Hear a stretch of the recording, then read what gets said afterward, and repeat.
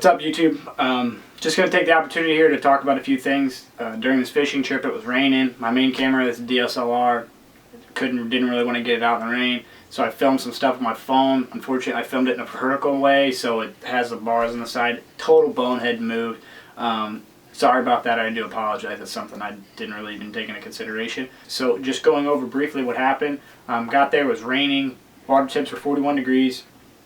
Water temps were surprisingly clear for what I thought. Just based on the rain that we've had this spring, I didn't think the water temps or the water clarity would be that good. That would probably lean itself to why the green pumpkin thing worked out as well as it did. But we caught some good fish. The big fish that we caught was 512 on the scale, and I'll have some video of that. And I actually had a different fish that was like 5.5. That was the one that actually got basically smashed by a muskie. And I'll post some videos of that. You'll see it. The tail's bleeding. But basically, to walk you through the day, we got there. Fished some points. There's a couple points on this given body of water that are just a long tapering point, and those are awesome for springtime because it allows a fish. So what happens in the springtime, for those of you who don't know, is a female goes from a dormant state in deeper water, and it basically transitions to warmer water. And the reason being is the roe, the eggs inside of her, have to get to a certain temperature in order for them to be laid. So it actually wants to come up and sun itself and get as warm as it can, allow those eggs to melt, and that's how the whole reproduction process happens for a largemouth bass. So we got to that point, we were dragging jigs, we were catching a lot of our fish in that like 8 to 12 foot of water range. I really wanted to push the boundaries in and out to see if maybe we could catch some fish shallower, and maybe some fish a little off deeper. Caught a fish a couple different flats that I really expected to be better than what they were. They didn't produce what I had anticipated. That was where my one jerkbait fish came from, and it really just was kind of surprising. We caught a lot of our fish on deep wood, deep structure, which is what I anticipated to happen. I just really thought that the chatterbait or spinnerbait bite, the moving bait bite, would be better than what it was, but it was all jig, which is a lot of fun. I really like fishing some jigs. So again, I'm going to show you guys some video content. And just the one thing that I want you guys to kind of understand about this whole springtime fishing is when you guys get a day where, especially in the spring where we're at, if you get a chain of days together, 3 or 4 days, you've got really, really good, sunny, nice warming trends. And then you get a day that if the cold front comes in, whether it's rain or snow or whatever, the weather takes a dip for the south.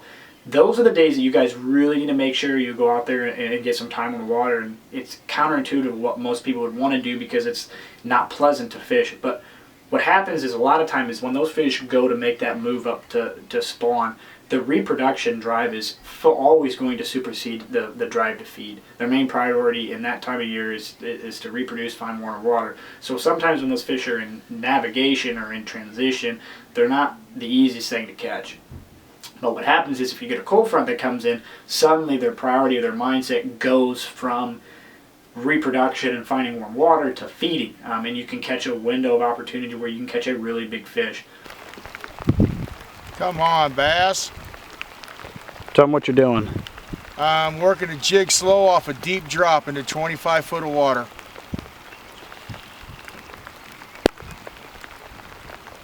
And there's a bunch of brush.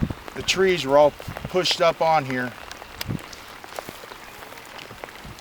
What weight jig are you using? 3/8 ounce, half ounce? 5/8 green pumpkin with a rattle chamber. There's one.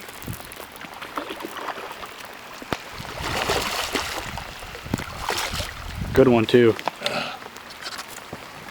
Real good fish. Life in Fulton County. Easy as that. I'm Shep Todd. Look at the coloration of that fish come out of deeper water.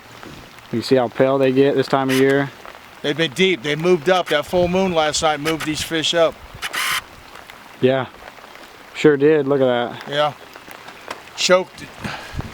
Choked it. Well guys, this is why you fish in the springtime. 512 on the scale. Great fish. Caught it on a green pumpkin chatterbait. We're gonna get the release here. That's a giant. Oh boy.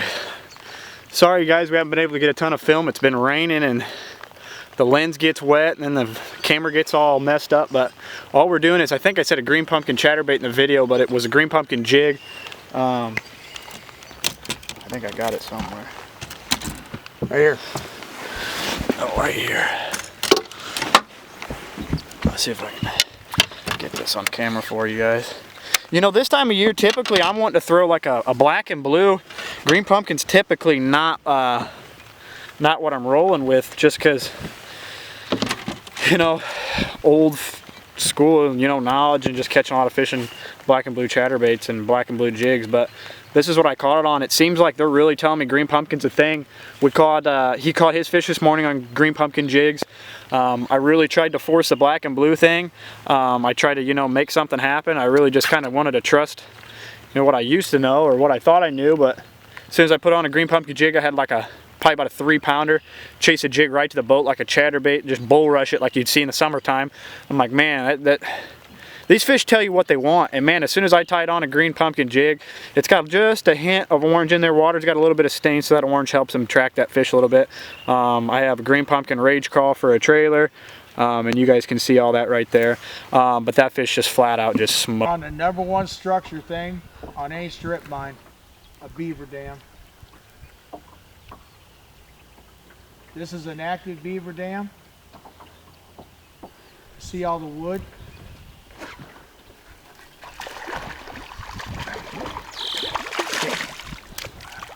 Okay, one thing about a beaver dam, the woods you want to fish ain't up by the mound. They're out here a ways. Absolutely, I completely agree. That's one of the most... Yeah. But you see a lot of guys that come through here and fish these beaver dams, and what they'll do is they'll fish that wood that's in 8 inches of water. Up tight, totally. But you can tell the activeness of the mudslide. But people don't realize a lot of times these beaver dams extend into the water about 3 times further than what they'd ever think they would.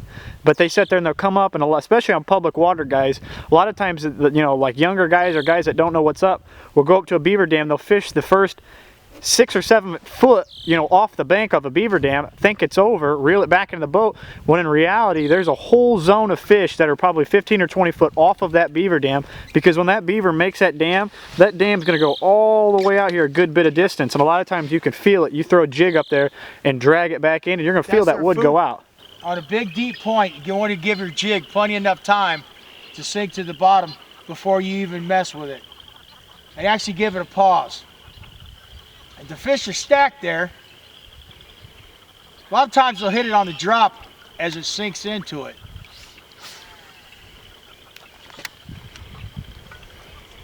We've caught several fish off this point already. We might get 1 or 2. It's just a textbook point, long tapering point, allows these fish to come out of deep water. Except there was one there.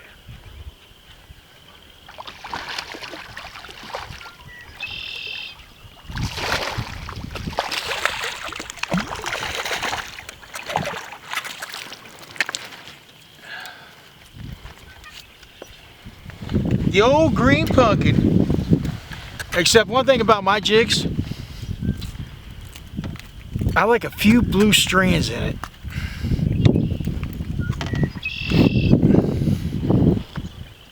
A little on the skinny side. He needs some Fulton County fried chicken. But we're starting to wind down here now. It's again, guys, the rain, don't let the rain phase you the spring of the year, because the rain isn't going to cool this water temp off.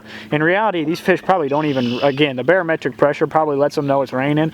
But I have always had experience when you have a few days of 50 to 60 degree, you know, good warm days, and then you have a cool front or you have a little bit of a weather change, a lot of times them fish will get fired up, and that's some of your best days. You know, if it'll be warm, rain, warm, and then you get just a slight chill, it starts a flurry. And like you see, our best fishing was in the hardest rain. When it was raining this morning, we were catching 5-6 pound fish in the pouring rain. Again, I wish we could have got some of that more on video. Yes, the last we fished here all day yesterday, caught a real nice batch of nice fish.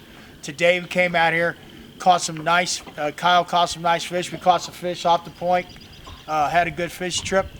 But it's that time of year that the fish were ready to move up. Winter lollygagged on, ice come off, boom, the ice was off in a couple days. I drive here on a Monday coming by from ice fishing. This lake is covered in ice.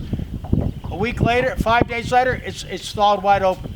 It's the time of year that the fish are going to bite. But as Kyle said, don't let the rain hesitate you to stay home and watch the Sportsman's Channel, because you know why? The fish are already wet. Yeah. It's just you as an angler who doesn't want to get wet, like me. I don't have proper rain shoes. My feet are freezing, and I have diabetes. So Makes we're it tough. packing up today. Yep. Great day fishing. Great day of fishing. Do Yep. an article. Try to find something good to eat. And blessed in the Heartland Outdoors.